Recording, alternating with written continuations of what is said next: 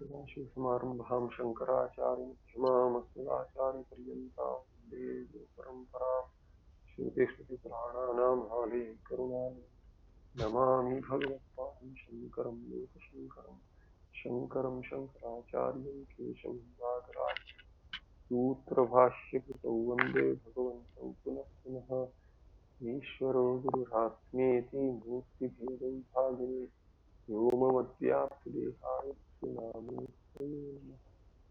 श्री चिद्घनघनश्यामोऽयं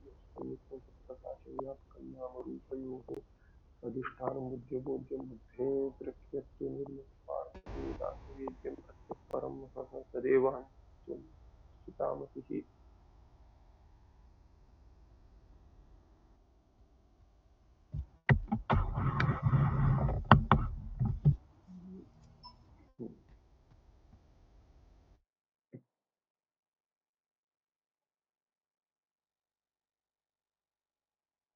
ठीक है, यथा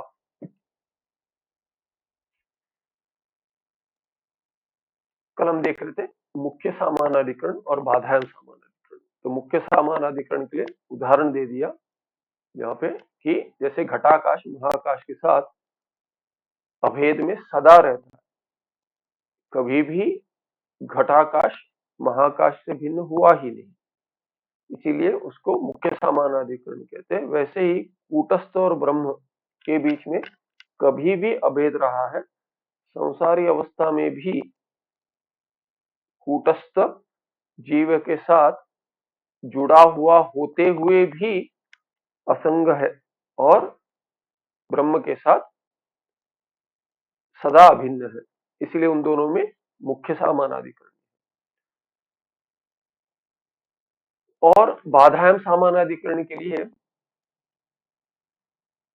सर्प का बाध होकर रज्जु प्रतीत होगी, सर्प रज्जु है ऐसे कह देंगे तो सर्प वस्तुतः रज्जु नहीं है, तो सर्प का बाध होकर जो बचेगा वही रज्जु है, इसीलिए उसको मुख्य सामानाधिकरण नहीं कहते, उसे बाधाएं सामानाधिकरण कहते कि बाध हो जाता है। उसके लिए उदाहरण इन्होंने ग्रंथकार ने दिया था पुरुष और स्थाणु। तो पुरुष स्थाणुरेव, जो स्थाणु करके प्रतीत हो रहा था वो पुरुष है, या पुरुष जैसे प्रतीत हो रहा था वो स्थाणु है। तो जो भ्रमावस्था में जो था उसका बाध हो जाएगा और जो बचेगा वो शुद्ध अधिष्ठान होगा जिसमें भ्रम हो रहा था। तो बाधाएं सामानाधिकरण कह दिया। अभी कहते हैं यथा मुख प्रतिबिंबस्य स्वरूप बाध पूर्वकम मुख रूप बिंबेन अभेदस्य दृष्टत्वात् प्रतिबिंबो मुखम एवं अन्यत। जैसे प्रतिबिंब आप अगर दर्पण में देख रहे हैं तो मुख दिख रहा है, तो ये मुख जो प्रतिबिंब के रूप में दिख रहा है बिंब का ही है। तो मुख क्या है, जो मुख बिंब रूप में है और प्रतिबिंब रूप में, उनमें भेद तो नहीं है, पर प्रतीत हो रहा है दर्पण में। और जो बिंब रूप में मेरा मुख है दर्पण के बाहर, वो दोनों एक होते हुए भी बिना बाध किए तो सामानाधिकरण नहीं होगा। माने जो प्रतिबिंब में मुख है वो वस्तुतः बिंब मुख से भिन्न नहीं है, किंतु एक भी नहीं है। इसीलिए क्या है, जब भी मुख प्रतिबिंब बिंब ही है, मुख बिंब ही ऐसे कहेंगे, मुख ही है कहेंगे, तो प्रतिबिंब का बाध हो जाएगा स्वरूप बाध पूर्वकम, तो उसका स्वरूप से बाध हो जाएगा। जैसे वो दर्पण में है वो दर्पण में नहीं है, दर्पण में उसका अस्तित्व है नहीं, उसका स्वरूप जो है दर्पण में होना, ये स्वरूप है मुख प्रतिबिंब का।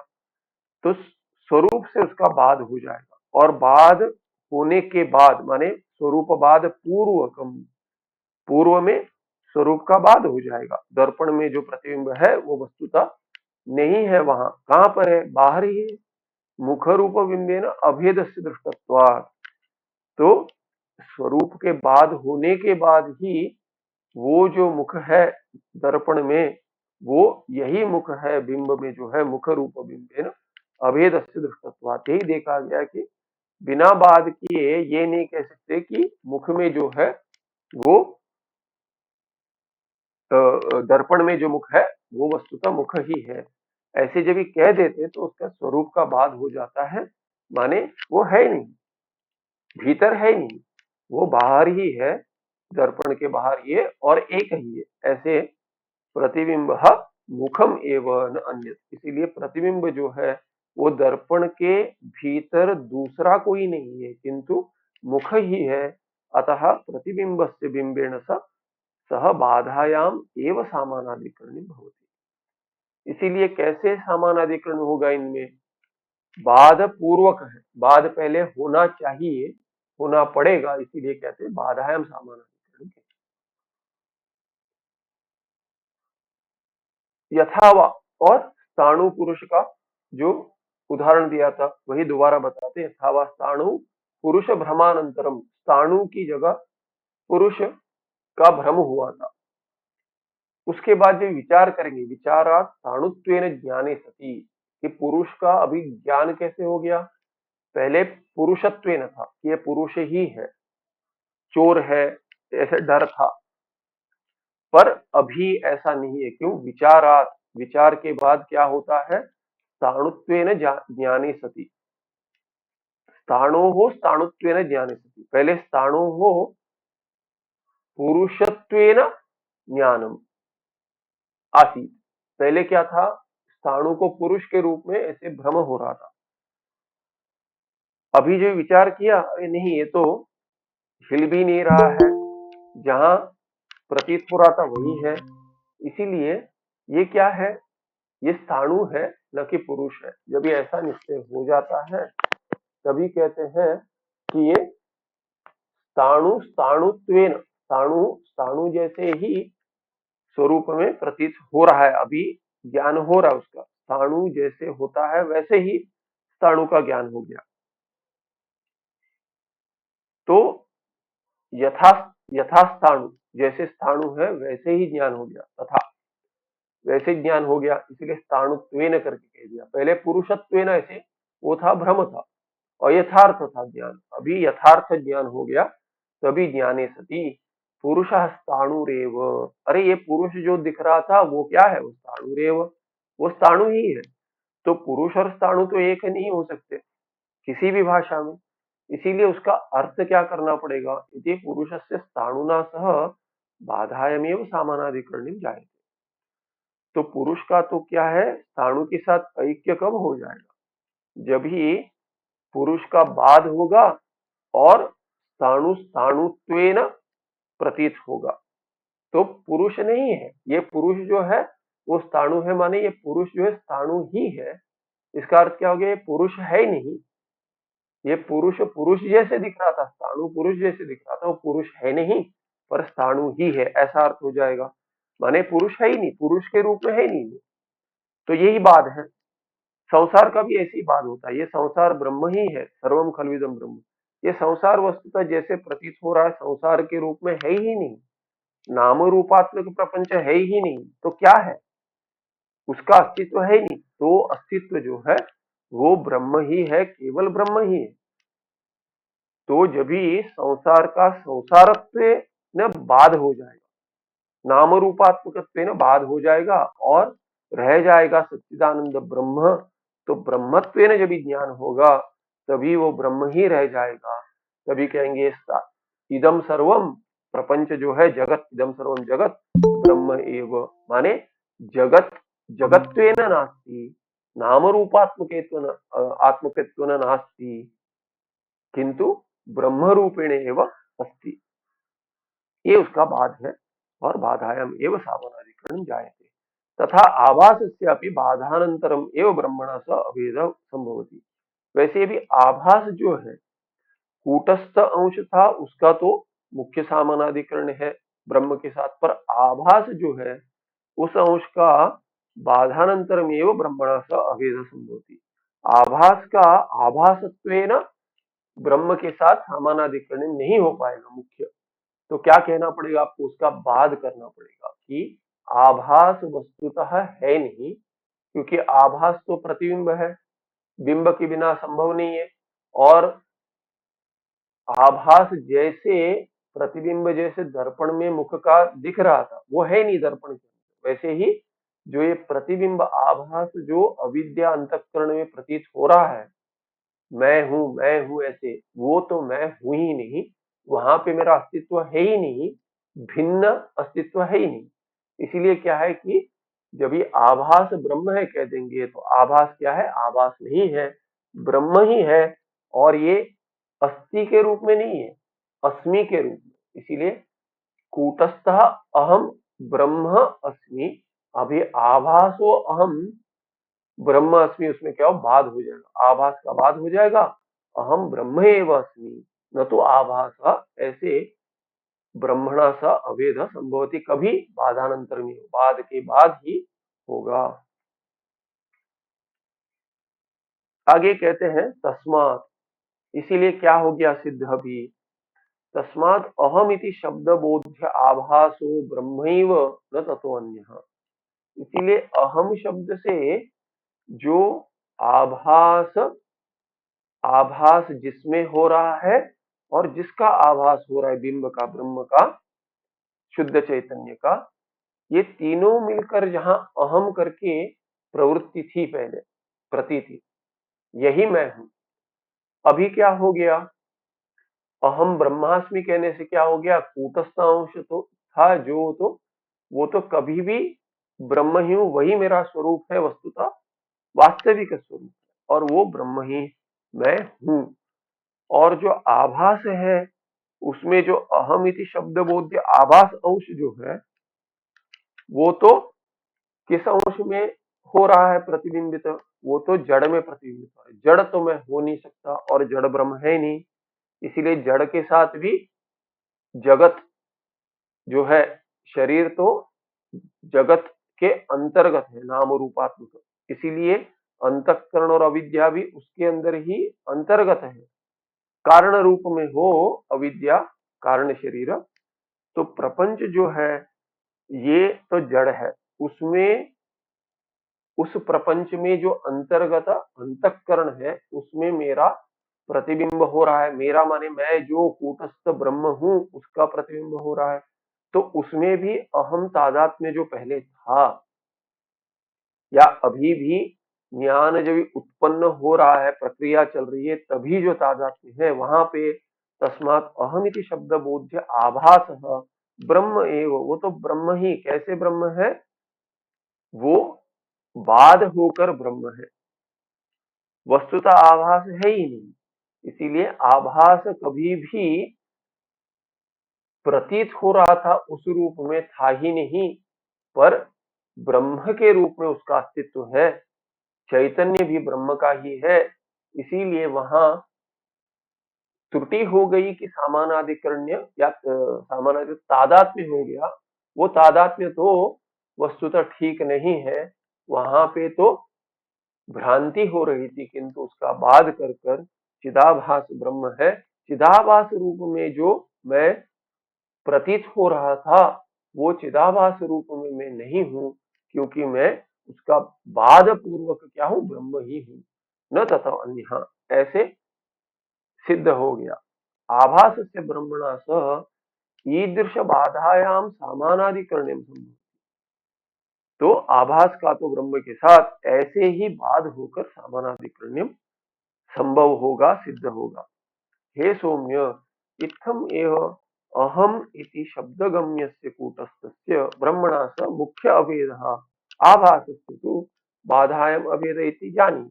अभी संक्षेप में जो विस्तार कर कर पढ़ाया गया गुरु द्वारा, उसका अभी गुरु क्या करते हैं, संक्षेप में समरी के रूप में बतला देते कि ऐसे इस प्रकार से समझो। इत्थम एव अहम इति शब्दगम्यस्य कूटस्थस्य ब्रह्मणा सह मुख्य अभेद। कूटस्थ जो अहम शब्द गम्य है, गम्य माने अवगम्य, ज्ञात है, अहम शब्द द्वारा जो ज्ञात है कूटस्थ, उसी कूटस्थ का ब्रह्म के साथ कैसा अभेद है? मुख्य अभेद है। वो कभी भी भिन्न नहीं था। वैसा मैं कूटस्थ चैतन्य चिद रूप कभी भी सच्चिदानंद ब्रह्म से भिन्न था ही नहीं, न हूं, न कभी रहूंगा, न उसकी संभावना है। मैं कहीं भी तादात्म्य कर लूं, वो सब आभास ही होगा, क्योंकि मैं तो असंग कूटस्थ चैतन्य सच्चिदानंद ब्रह्म हूं। इसीलिए उन दोनों में दो है ही नहीं। दो तो व्यवहार में कह देते दो, पर वो दो है ही नहीं, क्योंकि सच्चिदानंद एक ही है। इसीलिए मुख्य अभेद है। अभेद है माने भेद कभी हुआ ही नहीं। और आभास से तो बाधायाम अभेद इति जानी, आभास का भी अभेद है। कैसा अभेद है? मुख्य नहीं, बाध होकर, आभास का बाध हो जाएगा। मैं अगर अपने आप को आभास समझता हूं तो मेरा तो बाध हो नहीं पाएगा, क्योंकि मैं तो सत्स्वरूप हूं। मैं कभी कह नहीं सकता हूं कि मैं नहीं हूं। तो मैं क्या कह सकता हूं? मैं जो शरीर त्रय के रूप में हूं, वैसा नहीं हूं। माने वो शरीर त्रय है ही नहीं, अहंत्वेन संभव नहीं, और अहम शरीर त्रयत्वेन संभव नहीं है। इसीलिए क्या है, अहम का तो कभी भी बाध हो ही नहीं सकता। तो मैं जो आभास हूं उसका बाध हो रहा है, माने किसका बाध हो रहा है? अहम का बाध नहीं होगा। वो अहम जो तादात्म्य कर चुका था पहले अविद्यावश से, शरीर त्रय के साथ, आभास के साथ, उस आभास का बाध हो जाएगा। अहम जो बचेगा वो तो ब्रह्म ही है। इसीलिए आभास से तु बाधायाम अभेद इति जानी। ये स्पष्ट है। अभी आगे 199 में शिष्य प्रश्न पूछता है तत्वदृष्टि, और ये 218 तक चलेगा। उसका प्रश्न, वो प्रश्न जो है, जो संदेह उठाता है, उसका विचार कर कर उत्तर होगा, गुरु देंगे। तो कहते कूटस्थ आभासयो अहम वृत्तौ भानम किम क्रमेण उत क्रमम विना इति विचार। देखिए प्रश्न कैसा है, उत्तम अधिकारी है, इसीलिए प्रश्न भी बहुत ही, क्या कहते हैं, जैसे हर किसी को प्रश्न आता है वैसा नहीं है। कहते हैं कि ये प्रश्न, अभी देखिए कह दिया कि ये दो दो अंश है, एक बिंब है और एक प्रतिबिंब है, आभास है, और बिंब तो कूटस्थ है। कूटस्थ का ब्रह्म के साथ मुख्य सामानाधिकरण, और चिदाभास का बाध सामानाधिकरण। समास में बाध सामानाधिकरण के कहेंगे, समास जब भी तोड़ेंगे तभी कहेंगे बाधायाम सप्तमी में, बाधायाम सती सप्तमी, सत्याम सामानाधिकरण, या फिर कहेंगे बाधेन, बाध के द्वारा सामानाधिकरण, तृतीया भी होगा। दोनों संभव है, सप्तमी और तृतीया तत्पुरुष दोनों संभव है। बाधेन सामानाधिकरणम, बाधायाम व सामानाधिकरण। तो बाध जो है वो वहां पहले में तृतीया में जो लिया बाधेन कह दिया, वहां पे क्या है कि बाध ये पुल्लिंग है, और बाधायाम ऐसे जो स्त्रीलिंग कह दिया, वहां पे तो बाधा करके स्त्रीलिंग है, बाधायाम सामानाधिकरण। समास में कह देंगे समस्त पद में बाध सामानाधिकरण। तो मुख्य सामानाधिकरणम कूटस्थ और ब्रह्म का, और बाध सामानाधिकरणम चिदाभास और ब्रह्म का। तो अभी दो अंश में दोनों अंश में भिन्न भिन्न सामानाधिकरण, जीव के अंतर्गत, जीव के लक्षण में जो है, उन दोनों अंशों में भिन्न भिन्न सामानाधिकरण है। अभी ये प्रतीति तो पहले हो रही थी कि मैं अहम शब्द वाच्य जो हो वो कौन हूं? मैं संसारी जीव हूं। उसको आपने कह दिया ब्रह्म, अहम ब्रह्मास्मि द्वारा, तत्वमसि द्वारा, अहम ब्रह्मास्मि द्वारा। यहाँ पे कुछ क्षण, एक मिनट, यहाँ पे कुछ लैपटॉप का लोड हैवी है करके आ गया, पता नहीं क्या हुआ है। थोड़ा हार्ड डिस्क भर गया है लग रहा है। ठीक है, देखते हैं जितना चलता है चलता है। देखिए तो क्या कहते हैं यहाँ पे कि कूटस्थ और आभास, ये दो जो अंश है, उन दोनों का भिन्न भिन्न सामानाधिकरण है ब्रह्म के साथ। पर प्रतीति जो अहम तेन हो रही है, वहां पे तो दो अंश प्रतीत नहीं हो रहे। जब ये अहम कहता हूं, कोई विचार नहीं करता कि मैं कूटस्थ हूं और चिदाभास भी हूं, उनका तो मिश्रण हो गया है। तो इसीलिए शिष्य पूछता है, इसमें दो अंश तो दिखला दिए, जो समझ भी गया, किंतु कूटस्थ और आभास के बीच में अहम वृत्ति जो हो रही है, अहम अहम मैं ये हूं, मैं हूं, अहंकार कहते हैं, अहम कृति अहंकार करके तत्वों में लक्षण आता है। अहंकार वृत्ति बन रही है, अहम वृत्ति मैं हूं, हर इसमें आती है। अगर हम कहते हैं कि मैं अमुक अमुक हूं, ये पुरुष हूं, ये स्त्री हूं, डॉक्टर हूं, इंजीनियर हूं, आचार्य हूं, शिष्य हूं, साधक हूं,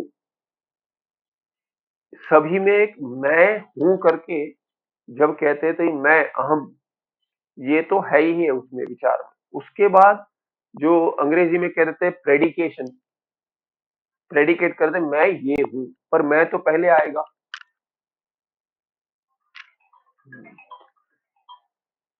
मैं ऐसे पहले आएगा। जब भी मैं करके बात नहीं कर रहा हूं, क्या कर रहा हूं मैं, किसी और का बात कर रहा हूं। कह रहा हूं कि नीचे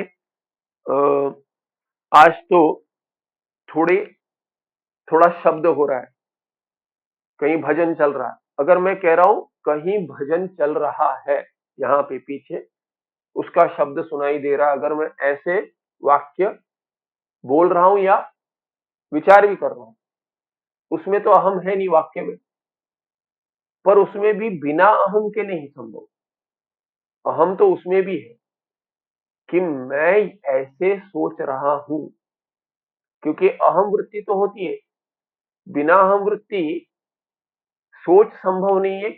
किसी तीसरे प्रथम पुरुष हो, मध्यम पुरुष के बारे में उत्तमों के पुरुष के बिना संभव नहीं है।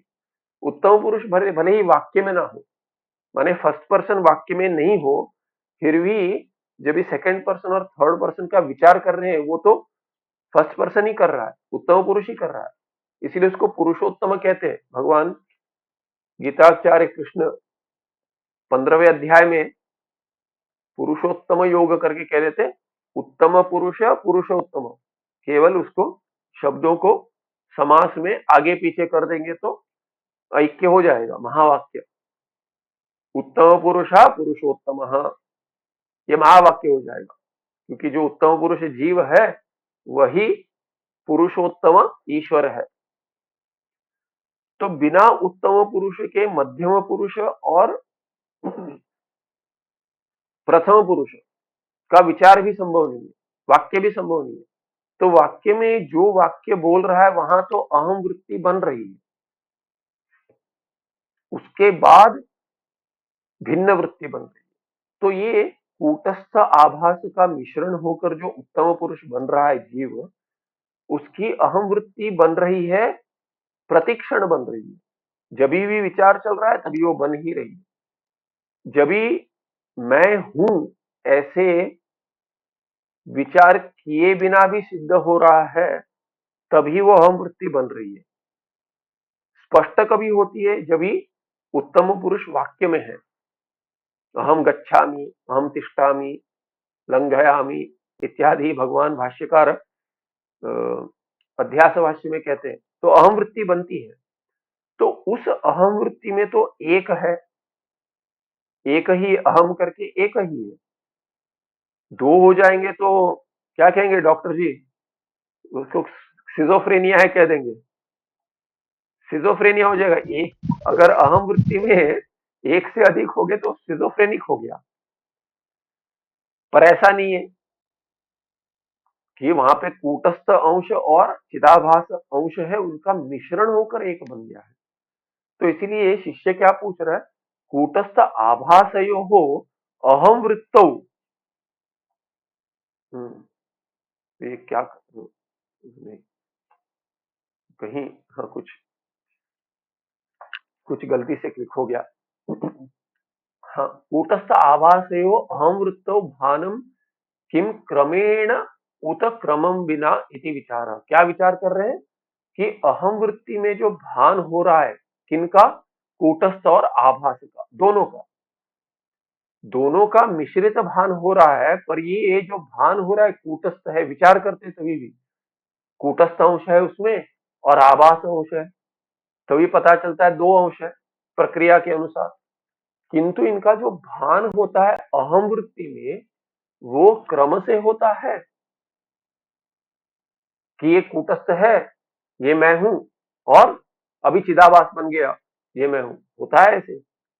तो प्रश्न पूछ रहा है ऐसे होता है कि बिना क्रम से हो जाता है, माने युगपत एक साथ दोनों का भान हो जाता है, या एक के बाद एक होता है।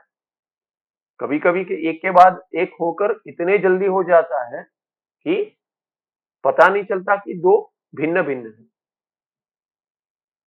तो प्रश्न तो ठीक है, जैसे जो मूवी देखते हैं, चलनचित्र है, वो तो चलनचित्र चलता है ऐसे क्यों लगता है, मूवी ऐसे क्यों लगता है, मूविंग ऐसे क्यों लगता है, क्योंकि वो तो क्या है कि जितना अपनी आंख ग्रहण कर पाते हैं उससे भी अधिक तेजी से क्या कर रहे हैं, वो है तो स्टिल पिक्चर ही है, चित्र ही है, पर वो चलता हुआ ऐसे भ्रांति होती है क्योंकि अपने आंखें उतने जल्दी ग्रहण कर नहीं पाती। तो अगर आपने कितना है, अभी स्मरण नहीं आ रहा, कितना 9 है, 9 फ्रेम से अधिक, 8 या 9 फ्रेम से अधिक एक सेकंड में हो गए तो उससे अधिक का भान नहीं होता। इसीलिए वो क्या 25 फ्रेम्स पर सेकंड, 30 फ्रेम्स पर सेकंड, अभी तो फिर अधिक हो गया। वैसे चित्र दिखा देंगे तो भी ऐसे लगता है कि वो चल रहे, चलन चित्र जैसे भान होता है। वैसे ही अगर दो भिन्न भिन्न अहम वृत्ति में भान हो गए, भिन्न भिन्न एक साथ भी नहीं हुए, तो भी हो सकता है हम ग्रहण नहीं कर पा रहे हो और एकता हो गई हो। तो इसीलिए प्रश्न पूछ रहा है कि ये दो भिन्न भिन्न वृत्तियों में दो भिन्न भिन्न ग्रहण हो रहे हैं या एक साथ भान हो रहा है इनका, ऐसा प्रश्न है। तो पूछ रहा है प्रश्न, हे स्वामिन अहम वृत्तौ साक्षी चिदाभासयो प्रतिभानम भानम प्रतिभानम भवती इति भवता उत्तम। आपके द्वारा क्या कहा गया। देखिए यहाँ पे ये एक संस्कृत में शैली है कि अधिक कर्मणी प्रयोग अधिक होता है, पैसिव वॉइस। तो इसका अनुवाद करेंगे जैसे है वैसे हिंदी में या अंग्रेजी में, तो ठीक नहीं होता। ये कहते हैं कि आपके द्वारा कहा गया, ऐसे ऐसे बात नहीं करते हिंदी में, अधिक ऐसे पैसिव वॉइस कर्मणी प्रयोग नहीं होता।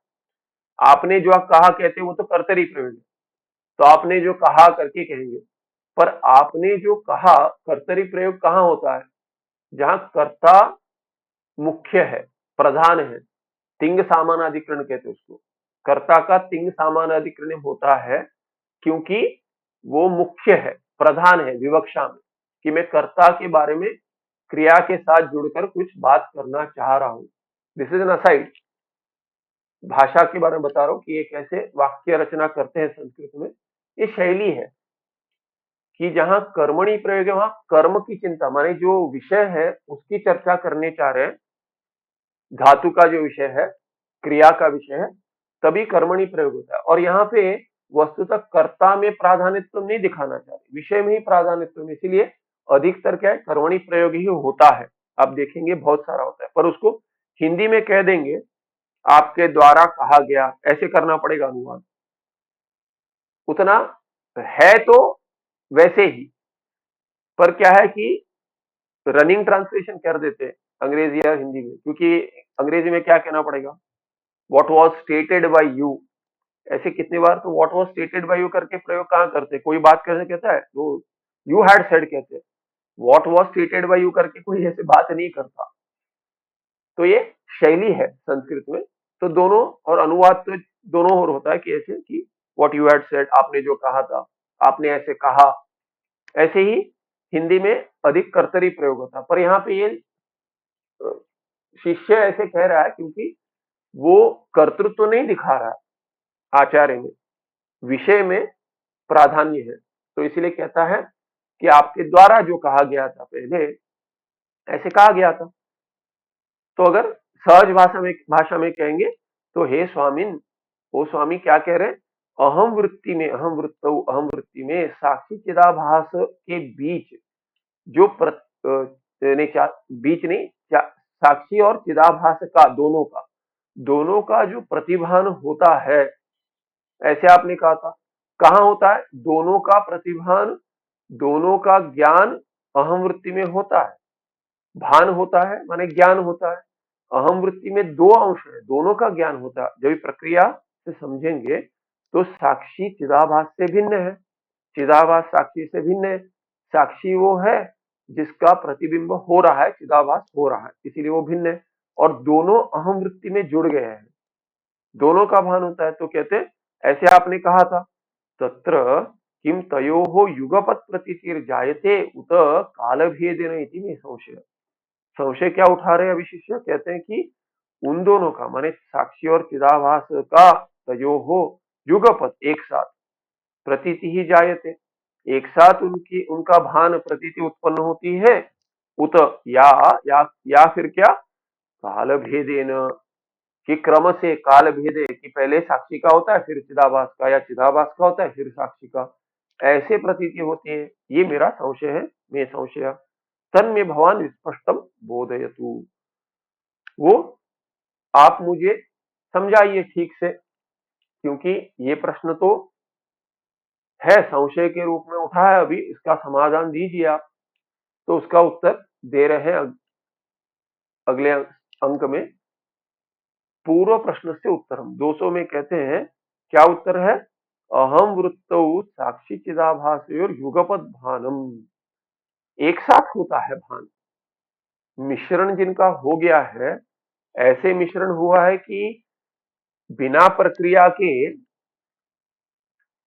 संभव ही नहीं कि समझ ले, अरे मैं तो भिन्न हूं इनसे, इससे भिन्न हूं मैं, मेरा प्रतिबिंब हो रहा है, ऐसे कोई नहीं समझता। किसी का प्रतिबिंब होकर उसमें मेरा तादात्म्य हो गया, ऐसे भी नहीं समझता। पर पूर्व संस्कार हो तो बिना प्रक्रिया के ऐसे संशय आता है या प्रश्न उठता है। जैसे आपको भी अनुभव होगा, मेरा अनुभव बता देता हूं। जैसे बचपन में जब भी उपनयन हो गया, उसके बाद गायत्री जप करता था या कोई जप करता था, तो क्या है कि बचपन में तो क्या है कि अ, अधिकतर तो क्या है कि सुबह उठना, जल्दी उठना, खेल कूद में सब है, अ, और इसमें भी जाना है, पाठशाला जाना है, स्कूल जाना इत्यादि, उसमें संध्या भी एक जुड़ गई। तो सभी को क्या है, अगर ऐसे संस्कार नहीं है तो क्या होता है कि करते समय मन तो भटकेगा ही भटकेगा, तो मन भटकता है।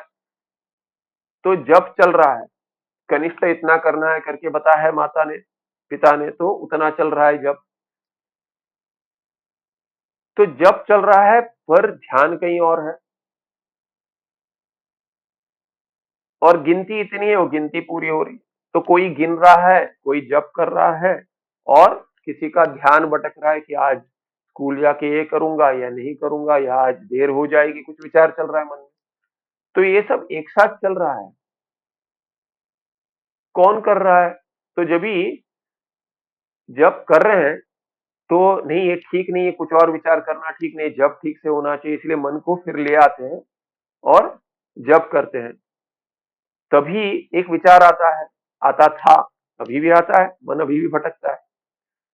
तो ये जो विचार कर रहा था वो कौन है, जब जो कर रहा है वो कौन है, और विचार करते समय जब चल रहा है वो उससे भिन्न है कि नहीं है।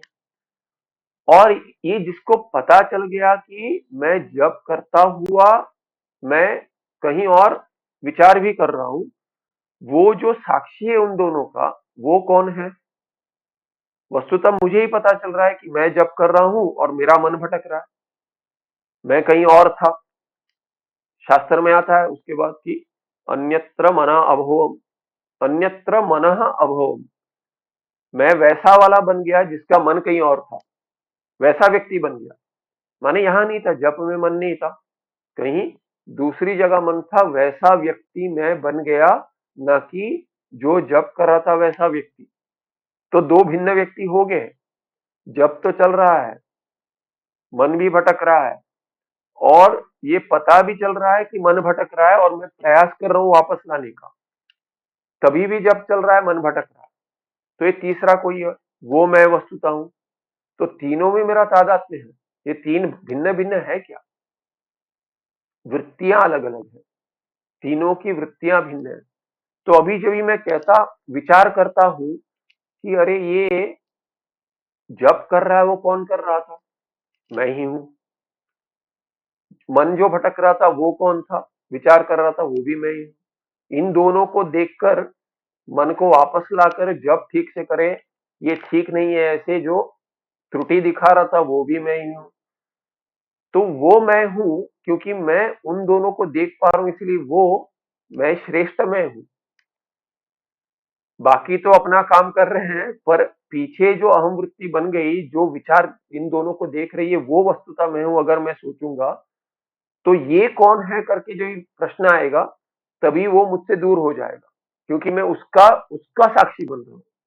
मैं साक्षी का साक्षी बनने का प्रयास कर रहा हूं।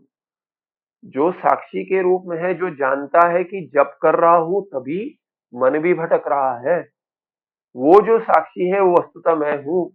बाकी तो अंतःकरण में वृत्ति बन गई, और जब भी मैं साक्षी का विचार करता हूं तभी मैं एक साक्षी जो हूं स्वरूप से, वो उस साक्षी को देख रहा हूं, इसलिए वो साक्षी अंतःकरण में जुड़ जाता है। और मैं जो भिन्न हूं वो साक्षी उन तीनों को देख रहा हूं, उस साक्षी को देख रहा हूं, वो मुझसे दूर हो गया। ऐसे करते करते मैं अपने आप को कभी भी विषय नहीं बना पाऊंगा। अगर मैं अपने आप का मैं कौन हूं ऐसे विचार करूंगा, तभी जिसका विचार करूंगा वो मैं वस्तुतः नहीं हूं, स्वरूप में उसको अंतःकरण में जुड़ना पड़ेगा, और विचार भी अंतःकरण में हो रहा है, इसलिए जिसका अगर साक्षी बनूंगा वो तो अंतःकरण में अहम बन जाएगा। वो क्या है कि ब्रह्म कभी भी विषय बन ही नहीं सकता, क्योंकि विषय करने वाला तो वो चैतन्य ब्रह्म ही है। जो विषय बनाता है किसी को, वो स्वयं कैसे विषय बनेगा? इसको व्याकरण में कर्तृ-कर्मणो विरोध कहते हैं। कर्तृ और कर्म का विरोध हो गया। जो करता है, विचार कर रहा है, साक्षी बन रहा है, साक्षी साक्ष्य विरोध हो जाएगा। अगर साक्षी को ही आप साक्ष्य बनाओगे, बन नहीं सकता हो। इसीलिए क्या है कि ऐसा कोई विचार आएगा, हाँ हाँ ये मैं हूं, पर जो विचार कर रहा है वो भिन्न हो जाएगा, इसलिए वो मैं नहीं रहूंगा। जिसका विचार कर रहा हूं वो तो भिन्न हो जाएगा मुझसे, जैसे कि भिन्न नहीं बनेगा। अंतःकरण में विचार होगा, अंतःकरण में भिन्न हो जाएगा। इसीलिए इसको सब वेदांत परिभाषा में साक्षी भाष्य कहा गया। सुख दुख यहां जो जुड़ जाता हूं कि दुख हो रहा है, सुख हो रहा है, उसमें भी भिन्नता आ गई, क्योंकि अनुभव कर रहा है। अनुभव कर रहा है, वो सुखी दुखी करके कह देता है, तो उनका उन वृत्तियों का साक्षी प्रकाश करता है, उनको साक्षी प्रकाश कर देता है। साक्षी मेरा स्वरूप है, और साक्षी ये जो नाम दे दिया साक्षी, वो भी साक्ष्य को लेके दे दिया। साक्ष्य को लेके नाम आ गया है साक्षी, नहीं तो वो नाम भी ठीक नहीं है। वो तो मैं स्वरूप से जो हूं वो हूं। उसका तो स्वभाव है कि प्रकाशित कर देना। जैसे अग्नि का स्वभाव है, पास कोई आएगा तो वो प्रकाशित हो जाता है, या जल जाता है, या गर्मी लगती है, उसमें कर्तृत्व तो कुछ नहीं, वो करता कुछ नहीं। अग्नि का स्वभाव है, से स्वरूप से ही ऐसा है। वैसे ही मेरा स्वरूप क्या है वस्तुतः, कि कुछ साक्ष्य आ जाता है तो मैं साक्षी बन जाता हूं। कुछ विषय बन जाता है तो विषयी बन जाता हूं, उनको प्रकाशित करता हूं और उनका भान हो जाता है। इसलिए अस्ति घटा भाति च। तो ये क्या है कि जो चिदाभास बन जाता है ये भी मेरा स्वभाव ही है, दो भिन्न नहीं है। पर जो मैं कूटस्थ चैतन्य हूं, वो जब भी दूसरे की प्रतीति हो जाती है उसमें प्रतिबिंबित हो जाता है, प्रतिबिंबित होकर दूसरा जैसे कि बन जाता है। तो कूटस्थ चैतन्य जो है वो और चिदाभास दो भिन्न होते हुए भी मिश्रण होकर एक बन गए, उनका युगपद ही भान होगा, कहते हैं आचार्य। अहम वृत्तौ साक्षी चिदाभास युगपद भानम। विचार करेंगे तो भी जिसके साथ तादात्म्य हो गया उसका युगपत ही भान होगा। युगपत माने एक साथ ही भान होगा, न कि भिन्न भिन्न। उनको आप ऐसे भान में भिन्न नहीं कर सकते, विचार में कर सकते, विचार में ही समझ आएगा। इसीलिए विचार ही वृत्ति के रूप में होकर ब्रह्माकार वृत्ति फलित होकर वो प्रमाण सिद्ध होकर बोधन कराता है अहम का। साक्षात तो उसको साक्षात्कार कहते हैं, पर वो साक्षात मैं हूं ऐसा विषय बनकर नहीं हो सकता। वृत्ति में प्रतिबिंबित है जो, वो मैं हूं बिना प्रतिबिंब का मैं हूं ऐसे विचार से सिद्ध होता है, ना कि जिसका प्रतिबिंब हो रहा है वो बिंब ही विषय बन जाएगा। बिंब विषय बन जाएगा तो प्रतिबिंब हो जाएगा। बिंब अगर विषय बन जाएगा तो बिंब नहीं रहेगा, वो प्रतिबिंब हो जाएगा। इसीलिए बिंब का ज्ञान विचार से होता है, ना कि वो स्वतः विषय बनता है। विषय नहीं बनेगा वो, क्योंकि विषयी ही वो है। वो विषयी विषय कैसे बनेगा? उसको विषय बना दिया तो आप विषय भिन्न रह जाओगे, और जिसको विषय बना रहे हो वो तो जुड़कर चिदाभास बन जाएगा, उसका विचार हो रहा है, उसका विषयीकरण हो रहा है। पर विचार में क्या है? विचार में चिदाभास को विचार आ सकता है, ये बुद्धि से का कर्ण है, उससे विचार कर सकता है, अरे मैं जो चिदाभास हूं ये तो वस्तुतः मैं नहीं हूं। यही बतलाया पहले, वस्तुतः मेरा स्वरूप नहीं है ये। इस अगर ये स्वरूप है तो इसका बाद होना पड़ेगा, तभी भी मैं जो बचता हूं सुषुप्ति में, समाधि में, बिना चिदाभास फलित होकर जो मैं फिर भी रहता हूं, जो सोया था वही मैं सुबह उठा, वही स्वप्न दृष्टा था, मैं स्वप्न का दर्शन करता था, वही मैं हूं। ये जो विचार में होता है वो मैं वस्तुतः कूटस्थ हूं, ऐसे ज्ञान की प्रक्रिया होती है। इसीलिए जो भान हो रहा है, आभास का जो भान हो रहा है उसमें जो चैतन्य प्रतीत हो रहा है वो तो जुड़कर ही हो रहा है, भिन्न कर नहीं हो रहा है। इसीलिए उनका भान युगपथ होता है। तो ये समझा रहे अहम वृत्तौ साक्षी चिदाभासयोः भानम युगपदेव भवति न तो क्रमेण, क्रम से नहीं होगा। हे सौम्य विस्पष्टम, कहते विस्पष्टम सारतरम उत्तरम उच्यते, कि जो सार वेदांत का जो सार है, और सार में भी जो उत्तम है, सार तर है कि इसका सार बता दीजिए, उसका सार, ऐसे करते करते सभी का सार बता दिए। ग्रंथकार की तो उनकी तो शैली है, पहले बताते हैं, उसके बाद विश्लेषण करते हैं, उसके बाद प्रश्न उठाते हैं, उसके बाद उत्तर देते हैं, उसके बाद प्रश्न और उत्तर दोनों का भी समाधान जो है वो उसका संक्षेप देते हैं। ऐसे सार देते ही रहते हैं। वैसे ही शास्त्र में भी इसका सार है, उसका सार है। सार माने एसेंस, कि इसमें क्या माने, उसका उसमें क्या कहना चाह रहे हैं, एक बार दोबारा बता दीजिए, कहते हैं हाँ ठीक है, दो बार, तीन बार, चार बार, बार बार बताते, वही सार है उसका। तो सार में भी, उसमें भी श्रेष्ठ क्या है? सार, तो सार का भी सार क्या है? तो कहते हैं विस्पष्टम सारतरम उत्तरम उच्यते।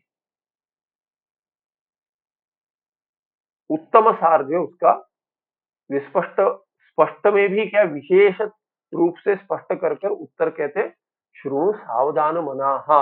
ये बहुरी है, मनस नपुंसक है, सावधानम मनम मनः यस्य स सावधान मनाहा। सकारांत पुल्लिंग में मनाहा करके हो जाएगा, सावधान मनाहा। जैसे नचिकेतस सकारांत है, पुल्लिंग है, बन जाएगा नचिकेतसा, नचिकेताहा, ऐसे हो जाएगा। तो ऐसे सावधान मनस माने जिसका मन सावधान हो गया, वैसे वाले बनकर सुनो तुम, ऐसे कह रहे हैं। माने मन स्थिर रखकर उसका यहाँ पे नियंत्रण कर कर यहाँ मन लगाओ करके कह रहे हैं। वैसे वाले सावधान मनाहा बनकर सुनो शृणु त्वम एतत् श्रवणजन्य ज्ञान सूर्य प्रकाश उदय मात्रेण गाढ़ाज्ञान रूप तमो निशेषम विनंक्ष्यति। क्यों सावधान मन होकर सुनो? कहते एतत् श्रवणजन्य, एतत् ये जो बतला रहा हूं, इसका श्रवण जब ही होगा उससे जन्य ज्ञान होगा। श्रवणेन तृतीया, एतत् श्रवण, इसका श्रवण षष्ठी भी कर सकते हैं, या यही श्रवण है करके भी कहते। कर्मधारय भी संभव है कि एतत् श्रवण को बतला रहा है कि विषय को बतला रहा है। अगर विषय तो षष्ठी होगा, इस विषय के का श्रवण। अगर श्रवण को ही अगर एतत् शब्द से कह रहे तो कर्मधारय बनेगा। ये श्रवण जब ही होगा, षष्ठी श्रेष्ठ है क्योंकि कह रहे अभी जो विस्पष्ट कुछ बता रहा हूं सुनो, तो विषय लेंगे एतत् से, तो इस विषय का श्रवण, एतस्य श्रवणम एतत् श्रवणम तेन जन्यम, तज्जन्यम तेन जन्यम एतत् श्रवणेन जन्यम तृतीया। उसके बाद जन्यम यज्ञानम, तो एतत् श्रवण जन्यम यज्ञानम तत् एतत् श्रवणम तेन जन्यम, एतत् श्रवण जन्यम, एतत् श्रवण जन्यम क्या होगा? ज्ञान होगा, इसीलिए कर्मधारय। एतत् श्रवण जन्यम ज्ञानम। और क्या कहते हैं? ज्ञान का, ज्ञान की तुलना कर दी, ज्ञान चैतन्य स्वरूप है, प्रकाश कह देते। तो इसलिए सूर्य प्रकाश उदय, इस ज्ञान का, ज्ञान जो ज्ञान सूर्य भी कह सकते हैं, ज्ञान सूर्य के प्रकाश के उदय मात्र से क्या होगा? गाढ़ अज्ञान, माने जो निद्रा रूप जो है अज्ञान का कार्य है कि हम स्वरूप को नहीं जानते, इसीलिए निद्रा में, इसीलिए गाढ़ अज्ञान कह रहे थे। गाढ़ माने जैसे गहरा, क्या गाढ़ तमस कह रहे थे, बहुत अंधेरा है, कहते पिच डार्क। तो गाढ़ माने पिच, वैसे पिच डार्क, वैसे अज्ञान। और वो तमस रूप है, तो ज्ञान, ज्ञान रूप तमस, अज्ञान रूप तमस, गाढ़ अज्ञान रूप तमस जो है गाढ़ अंधकार। अज्ञान क्या है? गाढ़ अंधकार। तो अज्ञान के रूप में ये जो तमस है उसका कौन निवारण करेगा? सूर्य प्रकाश। तो यहाँ पे उदाहरण और उदाहरण को का मिश्रण करके समास बनाए। तो एतत् श्रवण जन्य ज्ञान जो है वो क्या हटाएगा? गाढ़ अज्ञान को हटाएगा। जैसे कि सूर्य प्रकाश उदय मात्र से गाढ़ तमस चला जाता है, तो गाढ़ तमस करके एक समास, समास के अंदर है ये शब्द। और गाढ़ अज्ञान, गाढ़ अज्ञान जो रूप तमस है, तो गाढ़ अज्ञान उदाहृत है, उदाहरण उपमान, उपमेय है। उपमान क्या है? गाढ़ तमस। और उपमान जो हटाएगा वो क्या है? सूर्य प्रकाश उदय। और ज्ञान का उदय क्या है? ये उपमेय है जो हटाएगा। तो एतत् श्रवण ज्ञान सूर्य प्रकाश उदय मात्रेण, जैसे कि सूर्य प्रकाश का उदय मात्र केवल उतना ही पर्याप्त है कि गाढ़ तमस, रात का अमावस्या, आज अमावस्या कल भी थी, तो कल रात के जो अमावस्या का अंधेरा है, जहां पे चंद्र भी नहीं था, चंद्र प्रकाश नहीं था, तो जो नेचुरल लाइट कहते हैं वो नहीं था। तो जहां पे हाईवे इत्यादि पे, जहां पे या गांव के रास्ते पे जहां प्रकाश नहीं है, इलेक्ट्रिसिटी नहीं है, बिजली नहीं है, बिजली के खंभे नहीं है या चली गई है बिजली, तभी कुछ अंधेरा कैसा होगा? चंद्र का प्रकाश नहीं होता। पूर्णिमा में जा रहे हैं तो गांव के रास्ते में भी तो जैसे अगर घना जंगल नहीं हो तो उसमें भी चले जाते हैं बिना किसी प्रकाश से, चंद्र के प्रकाश से। कहते थे हमारे गांव में बचपन में रहते, चंद्र प्रकाश है, पूछते थे टॉर्च ले जाइए, कहते थे टॉर्च ले जाइए, टॉर्च मिले अंधेरा हो गया, चंद्र प्रकाश है कहते थे, बस है। पूर्णिमा में चंद्र प्रकाश है, चतुर्दशी इत्यादि के शुक्ल पक्ष में प्रकाश दिखता है, उससे रास्ता दिख जाता है, नहीं तो अमावस में तो कुछ नहीं दिखता, अंधेरा है। तो इसलिए ऐसा गाढ़ तमस वो है, वो भी सूर्य उदय, सूर्य प्रकाश के उदय मात्र से, सूर्य भी नहीं दिख रहा है, पर क्या होता है कि उदय होते होते सूर्य का प्रकाश जो स्कैटर्ड लाइट होता है उससे भी दिख जाता है, अंधेरा चला जाता है, और सूर्य उदय के बाद तो संपूर्ण चला जाता है। लगता ही नहीं कि रात थी, ऐसी ऐसी रात भी थी जहां कुछ दिख नहीं रहा था। जैसे किसी का भय होता है, रात को जागते हैं, कुछ स्मरण आ जाता है तो उठने का मन नहीं करता है, कुछ भय होता है, भीति होती है, वो सब चला जाता है, केवल सूर्य प्रकाश से चला जाता है। इसीलिए कहते हैं अज्ञान और उसका कार्य, तमस और उसका कार्य जो है भय उत्पन्न करता है, वो सब चला जाता है।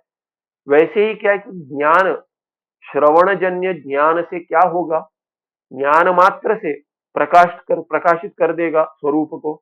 उसके बाद द्वितीयाद्वयी भयम भवति, ऐसे जो कार्य था कि द्वैत से भय हो रहा था, भीति हो रही थी, वो नहीं होगा।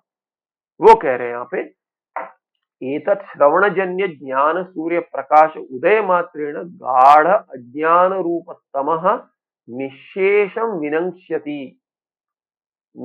विपूर्वक नश धातु, नश दर्शने, और लृट लकार भविष्यत काल, कि इसका नाश हो जाएगा। कैसे नाश हो जाएगा? विशेष रूप से। कैसे क्या विशेष है वो? कहते हैं उसमें और जोड़ देते हैं, निशेषम, कुछ भी नहीं बचेगा, ऐसा अज्ञान का एक अंश भी नहीं बचेगा, वैसे नाश हो जाएगा जैसे कि सूर्योदय के बाद थोड़ा भी तमस नहीं बचता, कोई भी अंधकार नहीं रहता, निशेष चला जाता है, नाश हो जाता है। हे शिष्य, साक्ष्य आभास, साक्ष्याभास भासौ, साक्ष्याभास भासौ अभाव अपि अहम वृत्तौ युगपदेव प्रतीयते, उभौ अपि, साक्ष्याभासौ उभौ अपि अहम वृत्तौ युगपदेव प्रतीयते। एचो है, दो बार हुआ, तो दो बार हुआ तो दिखता नहीं है, क्योंकि यहाँ पे भाव करके दिखता है, यहाँ पे भाव अभाव ऐसे संस्कार अधिक होता है, तर्क पढ़ने से भाव अभाव दिखते हैं, उभव नहीं दिखता। तो यहाँ पे उभव छुपा हुआ है, उभव माने दोनों, आभासौ यहाँ पे एक एचओआई हो गया, और उभव और अपी के साथ, के आकार के साथ एक हो गया, तो दो एचओआई हो गए। तो साक्ष्य आभासो, साक्षी और आभास, यहाँ पे अण संधि होगी, साक्षी और आभास। आभास माने चिदाभास, साक्षी और आभास दो, साक्षिश्च आभासश्च, आभास साक्षीश्च नहीं, साक्षी च आभासश्च, ऐसे इतरेतर द्वंद्व करेंगे तो साक्षी आभासौ माने साक्षी और चिदाभास दो है, इसीलिए उभौ दोनों, उभौ अपि दोनों भी, अहम वृत्तौ युगपद एव प्रतीयेते, प्रतीयेते द्विवचन है, तो दोनों की प्रतीति, किनकी? साक्षी और का साक्षी कौन है? कूटस्थ चेतन, आभास चिदाभास। तो इन दोनों की प्रतीति एक साथ होती है, कहां पे? अहम वृत्ति में।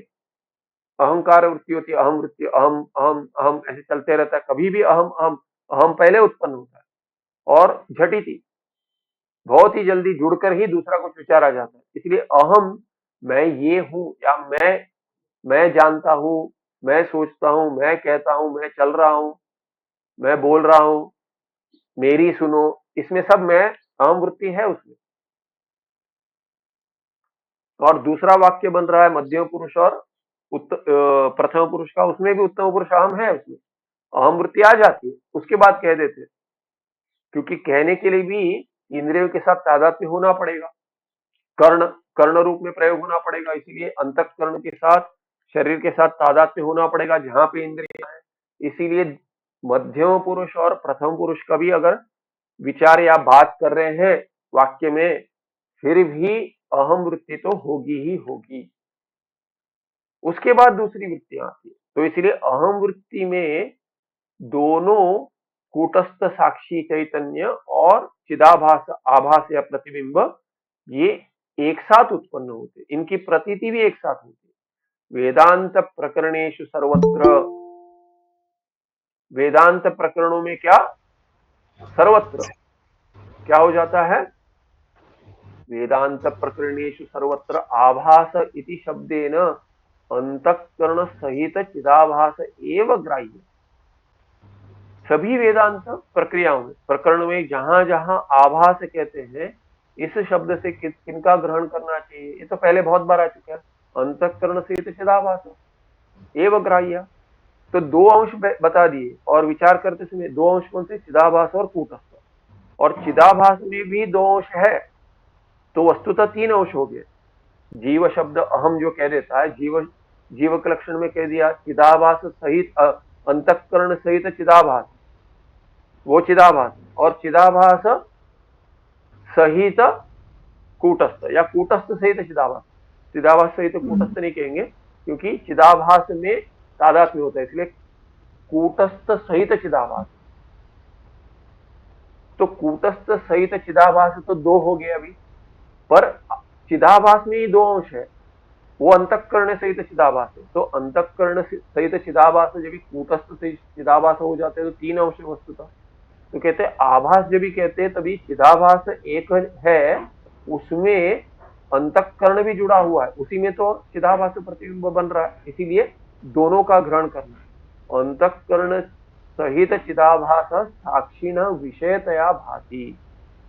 तो साक्षी कूटस्थ चैतन्य जो है, उसको चिदाभास का जब भान हो रहा है, कैसे होता है, कहते हैं कि अंतःकरण के साथ ही भान होता है। क्योंकि आप ये नहीं कह सकते कि मुझे प्रतिबिंब तो दिख रहा है, पर प्रतिबिंब जिसमें हो रहा है वो नहीं दिख रहा है। क्योंकि दर्पण अगर नहीं दिख रहा, दर्पण में अगर आपको प्रकाश दिख रहा है या मुख दिख रहा है, तो मुख जो दिख रहा है वो बिना दर्पण दिखे तो नहीं होगा। तेज प्रकाश भी अगर दिख रहा है कहीं दर्पण में, तो कहते हैं वहां पे सूर्य है, सूर्य का प्रकाश, पहले उदाहरण देखा था हमने कि अगर हमें पता नहीं कि कौन सा पूर्व दिख है,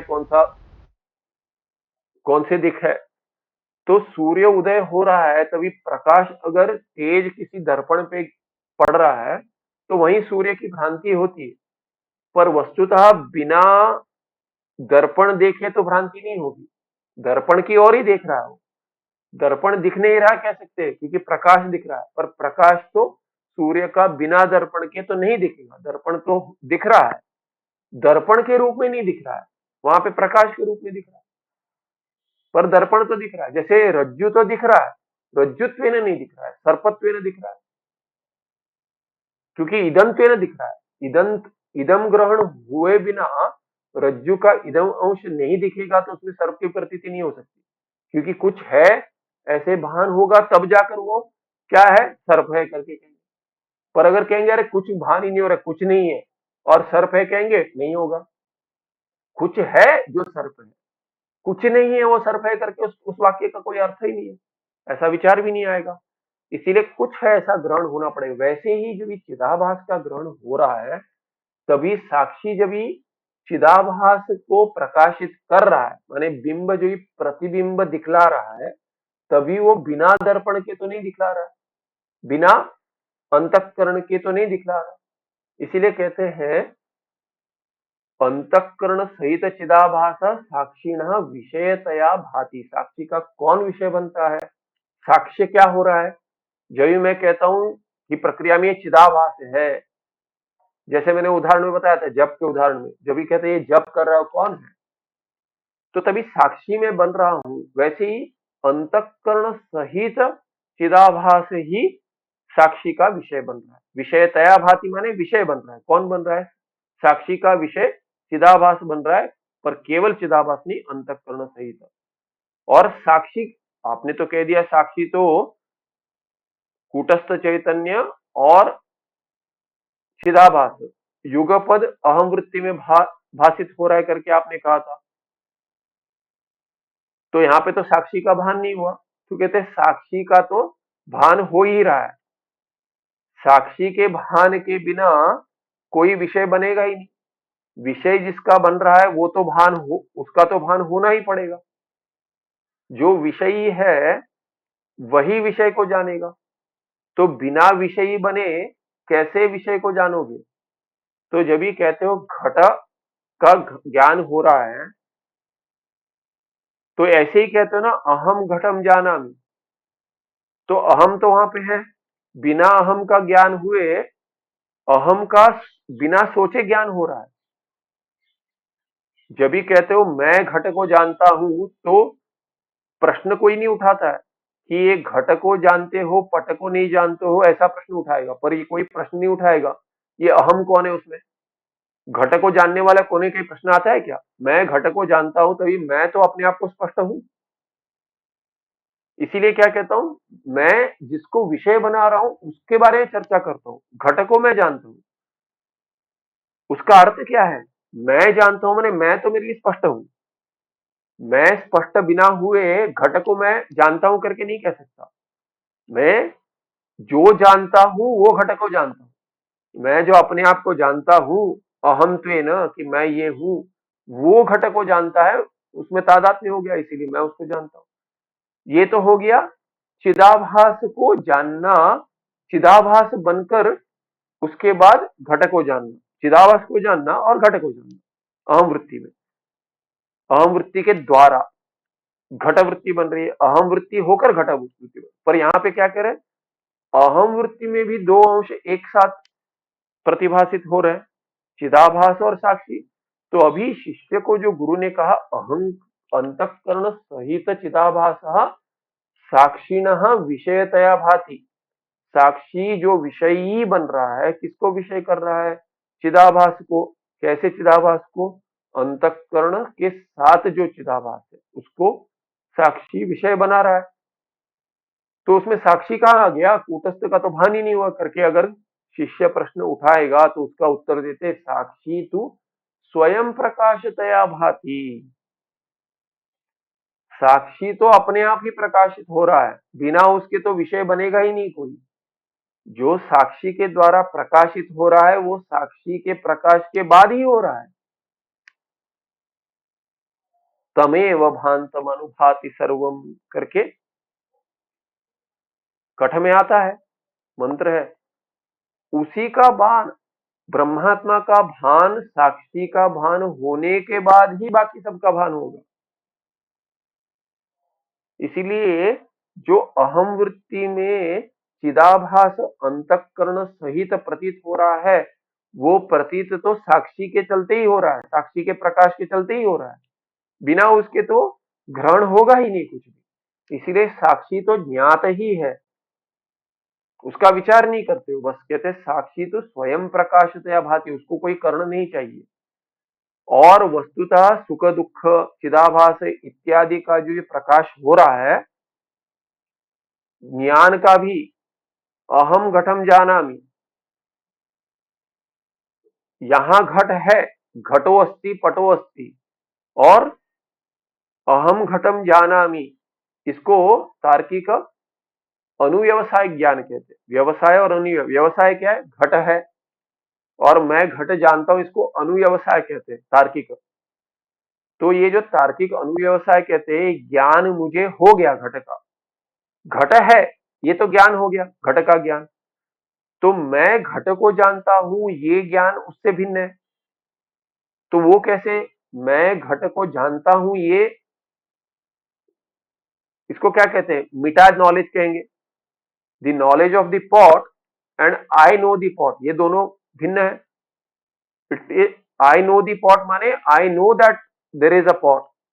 तो जो घटक ज्ञान जो हो गया, उसका ज्ञान मुझे है। घटक का ज्ञान मुझे है, ये उससे भिन्न है।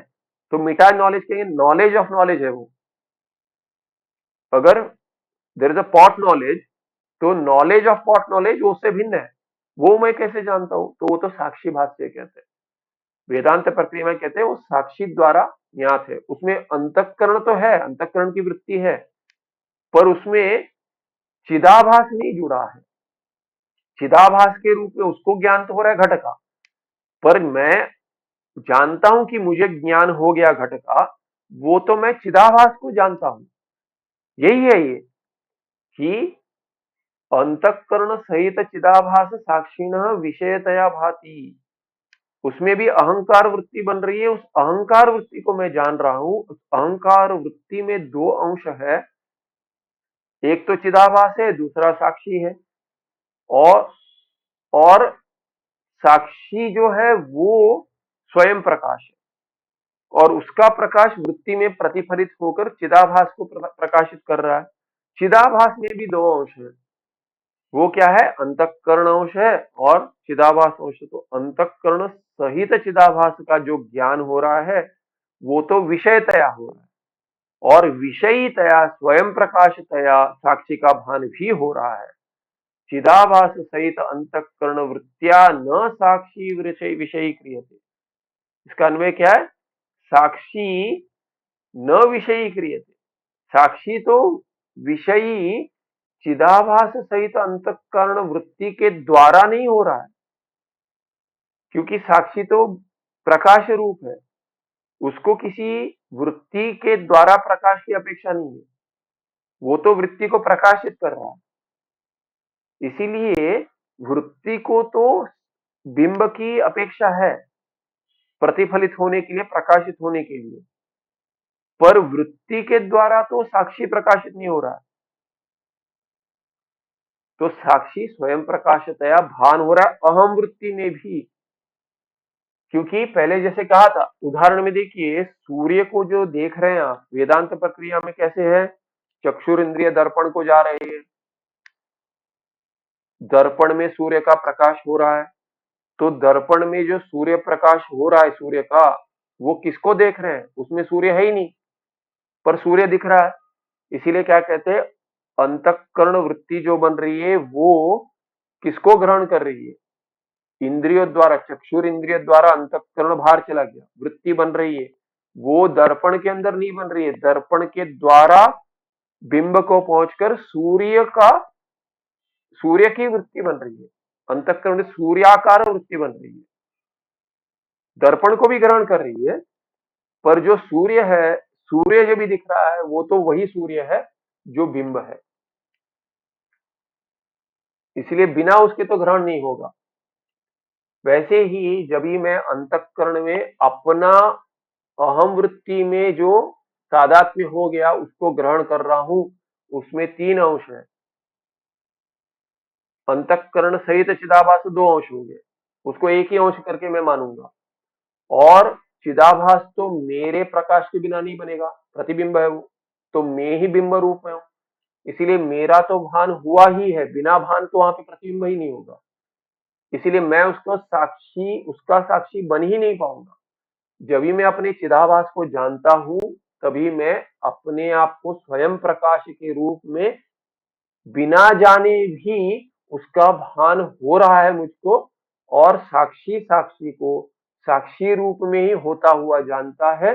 उसके बाद वृत्ति को प्रकाशित कर देता है, जिसमें अपना भी भान हो रहा है चिदाभास के रूप में, और जिसमें भान हो रहा है वो अंतःकरण भी ज्ञात है। ये स्पष्ट है? स्पष्ट है? हाँ ना? प्रश्न है तो पूछिए। Please repeat this part. क्या कह रहे? सुभाषी जी क्या कह रहे? Can you repeat this part हाँ, once again? ठीक है। और कोई प्रश्न है? नीलम जी कुछ पूछ रही थी। तो ये जो तीन चीजें देखी हमने, लाइक वृत्ति एक ही बनती है ये तीनों को देखने में, बिकॉज वृत्ति is one after the other. If there are three things that I'm looking at, like I am thinking okay मैं ये जपा कर रहा हूँ और मैं मन उधर जा रहा है, या लाइक ऑल दोस 3 ये तो भिन्न स्टेजेस। भिन्न वृत्तियां हैं, इसलिए मैंने कहा अहम हाँ, वृत्ति होने के बाद वो तो उदाहरण था, वो तो हाँ, उदाहरण था समझने के लिए कि साक्षी भिन्न है, तो ये वृत्तियां वहां पे 3 बनती हैं। भिन्न भिन्न बनती है। जब ये तीन, विषय हाँ, भिन्न है तो देखिए, विषय अगर भिन्न है तो वृत्तियां भिन्न है, हाँ, विषय भिन्न है। जहां पे जप करने वाला कौन है ये विचार आता है, वो विचार भिन्न है, तो उसमें वो विषय भिन्न है। हाँ, जब भी मैं कहता हूँ तो ये विचार कौन कर रहा था, तभी वो विषय भिन्न है, तभी तो भिन्न है। अलग पर है, सबके साथ अहम अहम अहम करके है, उसको तो अहंकार कहते अहम हैं। कॉमन है। ओके, दैट जो अहम इज कॉमन फॉर जो ऑल द 3। अंतःकरण में चिदाभास के साथ जुड़ गया और अपने आप को अलग मानता है, भिन्न मानता है, किससे? प्रपंच से, दूसरे जीव से, माता पिता से, वो तो अहम जो है वो अहंकार वृत्ति है, वो विज्ञानमय कोश के साथ तादात्म्य हो गया। अहंकार वस्तुतः क्या है? विज्ञानमय कोश है। हाँ, तो विज्ञानमय कोश जो है वो अहंकार है, वहां पे अभी वो अंतःकरण के साथ जुड़ेगा। जब भी आप सुबह जागृत अवस्था में उठते हो तो सबसे पहले क्या होता है? सबसे पहले सोचते क्या करना है, क्या करना है, पर उसके पीछे भी एक है। उसके पीछे क्या है? मैं हूं। मैं हूँ। पहले मैं हूं इसका भान होता है, फिर ये हाँ, पुरुष हूं, स्त्री हूं, कहां हूं, ये वो सब बाद में आता है। पर मैं हूं ऐसे पहले एक वृत्ति बनती है, इतने जल्दी बनती है कि वो उसका संस्कार भान नहीं नहीं होता होता है। कि ये उस पर विचार करे। क्योंकि मन में इतने विचार है, रात को सोया था प्लान बनाकर ही, अरे आज के दिन में ये संपूर्ण नहीं हुआ, जीव पूरा प्लानिंग करके सोता है कि कल ये करना है, परसों ये करना है। इसीलिए nobody lives in the moment, pride. इसीलिए कहते हैं अभी जो है कल का मत सोचो। साधक को कल का नहीं सोचना, साधक को ठीक है फिर भी सोचना है, सन्यासी को नहीं सोचना है।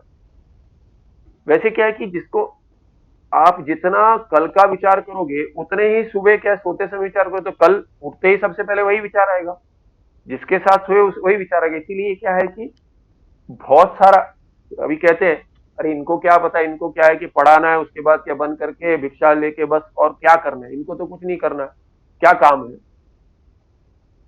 तो बाकी हमें तो काम है ना, हमें तो ये सब काम है, घर देखना है, बच्चे हैं, माता पिता है, जो भी है इनका सब, आपको तो घर छोड़ दिया कुछ नहीं है, तो इसीलिए क्या है कि आप करें। तो इतना सब विचार लेकर जब भी सोते हैं तभी क्या होता है कि सुबह उठकर ही आता है, सबसे पहले ये करना है वो करना है आता है मन में, तो उसमें रह नहीं पाते सभी। सन्यासी को भी होता है, अरे आज कहाँ भिक्षा के लिए जाए, या आज ये करना है, अगर पाठ है तो पाठ कितने बजे है, कितने बजे, तो विचार भार, अंतःकरण भार ले जाता है। इसलिए विज्ञानमय कोश जो है, जहां अहंकार है, अहम वृत्ति उसकी बनती है, बनेगी अंतःकरण में, मनोमय कोश में। मनोमय या, कोश में जो वृत्ति बनेगी उधर तादात्म्य हो जाता है, क्योंकि अहम उसके साथ मन के साथ जुड़ जाता है। तो ये अहंकार सबसे पहला दोष वही है। इसीलिए भगवान भाष्यकार कहते हैं अहंकार आदि शरीरांत, एक समास बनाते हैं, अहंकार आदि शरीरांत। ये ये संसार है कहते हैं वस्तुतः, बाहर जो है वो संसार नहीं है। अंदर है। ये ऐसे हो जाए, वो ऐसे हो जाए तो मैं सुखी हो जाऊं, वो तो बाद में होता है। पर कोई भी कैसे भी हो जाए हम तो दुखी है, क्यों? क्योंकि अंतःकरण में दुख है। तो सुख दुख जो ये जो अपेक्षा लेकर चलते हैं वो बाहर को लेकर चलते नहीं है। बाहर अगर कुछ परिवर्तन होगा तो मैं सुखी हो जाऊंगा, माने मेरा मन ऐसा होगा कि दुख की वृत्ति नहीं होगी। पूज्य स्वामी जिसको कहते थे कि it invokes the please self. पूज्य स्वामी जी कहते थे please self is dear to me. तो मैं दूसरा अगर ऐसा होगा तो मैं सुखी होऊंगा, उसका अर्थ क्या है कि दूसरा अगर वैसे होगा तो मेरे लिए फेवरेबल है, मैं ऐसा चाहता हूं, ऐसे बने दूसरा, ऐसे मैं चाहता हूं। उससे क्या होता है कि मैं खुश हुआ, तो संतुष्टि क्या है, I that invokes the pleased self in me. मेरा ही ऐसा अवतरण हो जाता है मन में कि हाँ हाँ मैं ऐसे हूं, कि वो सुखी है, वो ऐसे हो, ऐसा मुझ में सुख उत्पन्न कर देता है। It invokes the pleased self करके कहते थे। He had a way with words कि वो रह जाता है मन में आपके। तो वही है कि वो क्या है कि आत्मनस्तु कामाय सर्वम प्रियम भवति, अंत तो गत्वा बृहदारण्यक में कह दिया कि अपने ही ऐसे आत्मा की संतुष्टि के लिए सब है, माने वो जो आत्मा का स्वरूप है उसकी अभिव्यक्ति हो जाए, वही अहम अहम के रूप में चलते रहता है, क्योंकि वो जुड़ जाता है, वही मैं हूं मैं हूं मैं हूं। इसीलिए कोई मैं नहीं हूं, इसी के डर से दुख हो जाता है।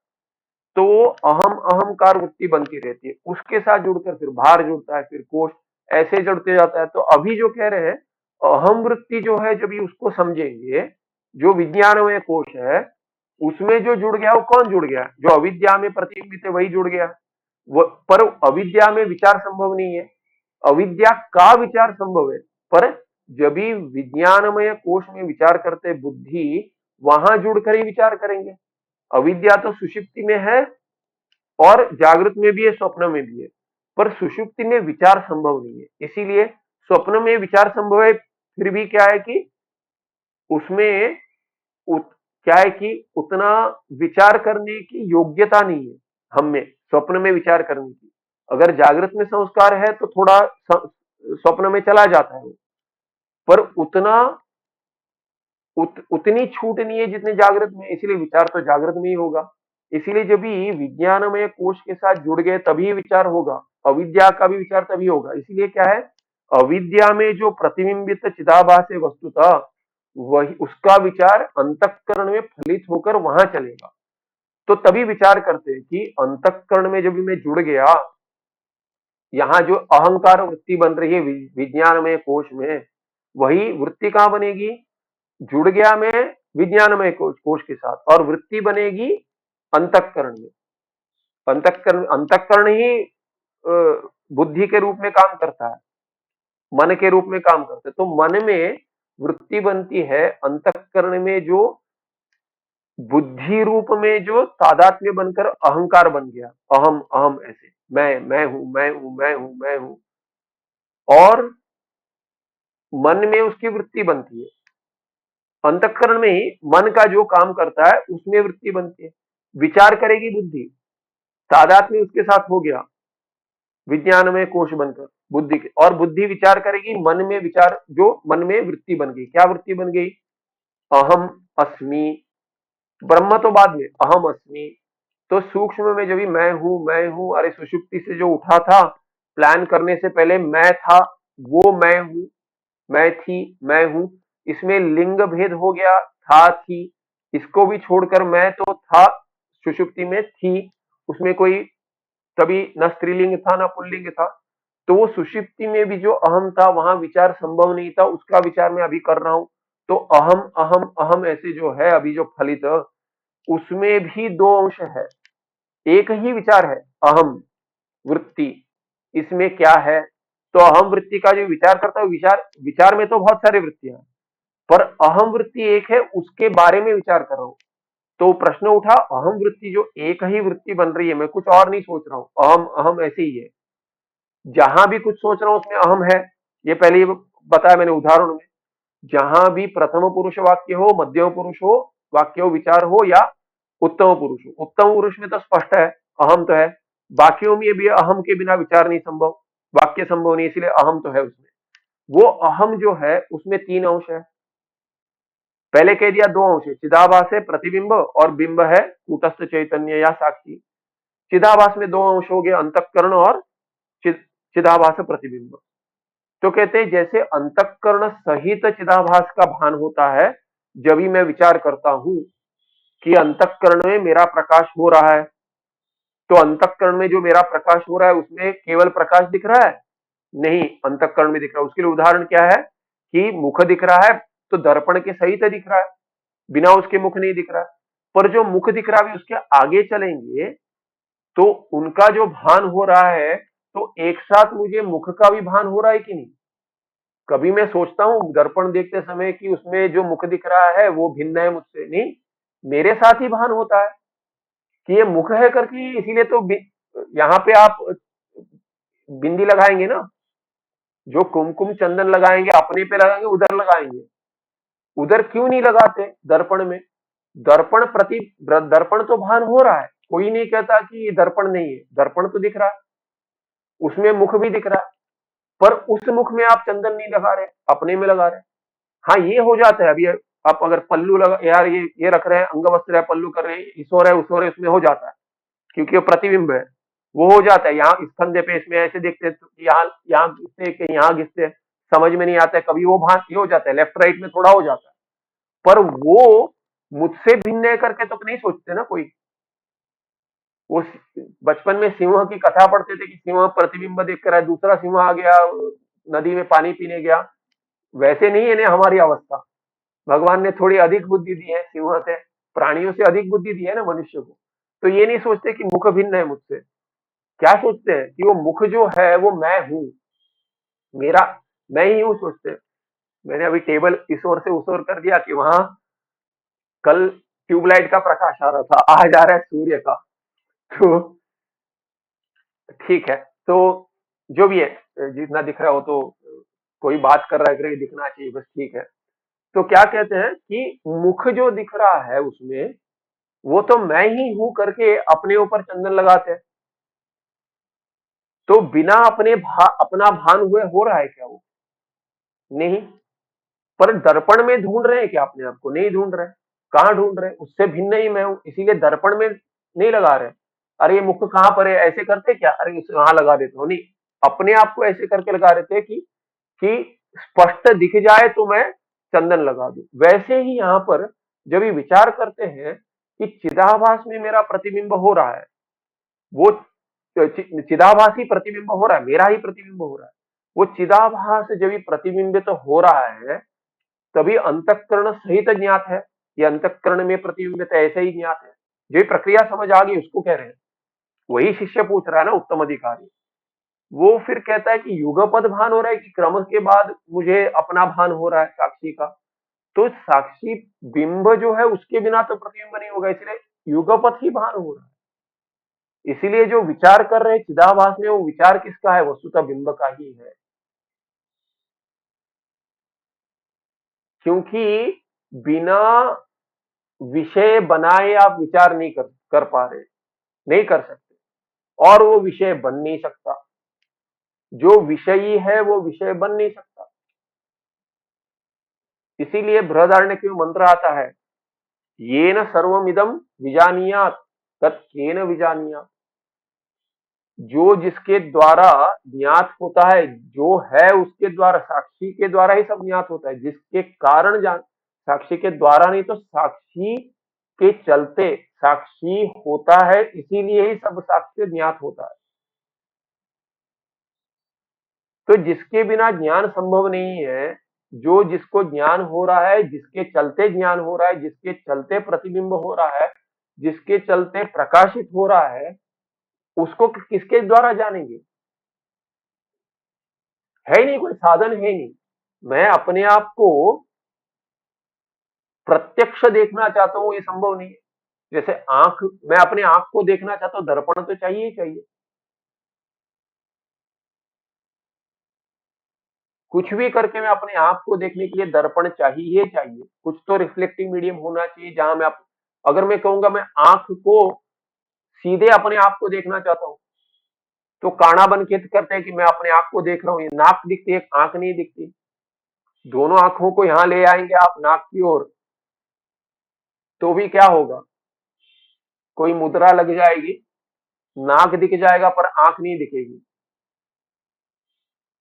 तो अपने आप को देखने के लिए आगे दर्पण चाहिए। वैसे ही अपने आप को देखने के लिए चिदाभास तो दर्पण चाहिए। अविद्या और अंतःकरण ने तो विषय तो नहीं बन पाए, और उसी का अगर विचार करेंगे तो चिदाभास को लेकर विचार करेंगे कि ये प्रतिबिंब मैं हूं। समझ तो सकते हैं, पर विषय नहीं बनेगा। विषय बना दिया तो केनोपनिषद में आता है, उसने कहते कि मैं जान लिया। जान लिया तो कहते जाके विचार करो, क्योंकि नहीं जाना है। गुरु नहीं कहते, कहते जान लिया, अभी विचार की आवश्यकता है। क्योंकि अगर जान लिया, जैसे स्पष्ट जान लिया ऐसे कह दिया, तो नहीं होगा। ऐसे ही ज्ञान होगा कि ये जो है, मैं इसको विषय नहीं बना पाऊंगा। वो तो क्या होता है कि वो तो उपासना का विषय है। अगर ब्रह्म को तुमने विषय बना लिया तो फिर उपासना कर लोगे, सगुण हो जाएगा। बिना गुण का तो विषय ही नहीं बनेगा।